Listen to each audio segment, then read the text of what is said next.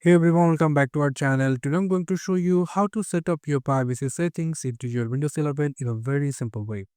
What you do, you just simply come over into your search and going to search for privacy settings and you'll get this option over here. So if you click on that, then you will get a bunch of general option over here. You can see there are very important some of options called let Windows improve start and search results by tracking app launches. So sometimes your privacy may be tracked for some improving your start and search results.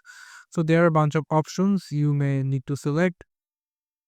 If you want to increase your productivity, then you need to sacrifice your privacy over here. But if you turned on everything over here like this, you can simply turn them off and you are now 100% tracking less. Also, you are saved your privacy, right? So this is how you can set up your privacy setting into your Windows 11. Thank you so much for watching this video. I hope to see you in another videos. So then, goodbye.